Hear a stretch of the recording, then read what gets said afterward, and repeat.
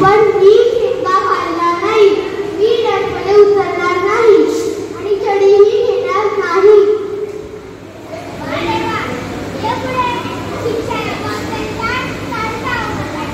ठीक आहे गुरुजी.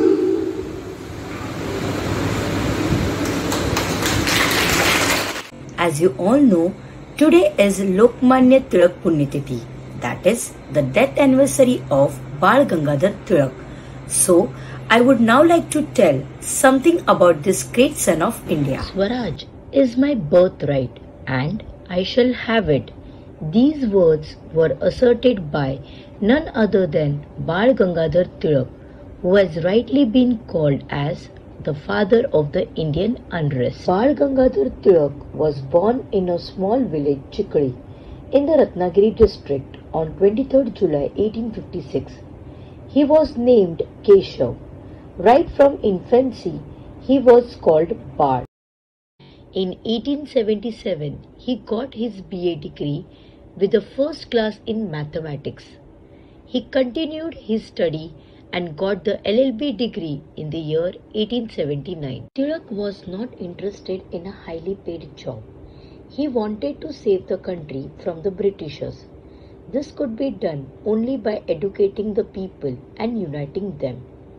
Tilak started the New English School in Pune and established the Deccan Education Society. He started 2 weekly newspapers, that is Kesari in Marathi and Maratha in English.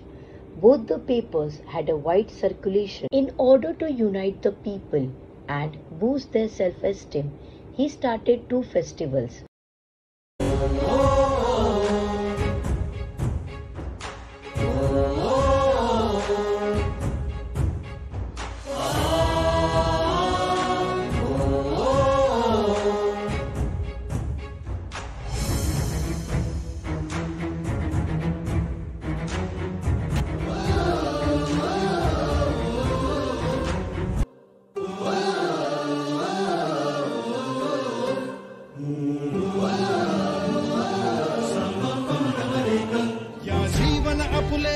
करारे राष्ट्रभक्ती निस्वार्थ करारे एकजुटीने कार्य करा या देशाचे या साथी बना अनसाथ करारे मातृभूमी ही आज पुकारे जागृत होऊन कंकण बांधू दिवस रात्र झटण्याचे मातेच्या पायाशी हे अर्पण प्राणाचे फेडूया ऋण आम्हा हा जन्म लाभला त्याचे घेऊ हे ब्रिद हाती असे तू सिंधू नव हिंदुस्तान.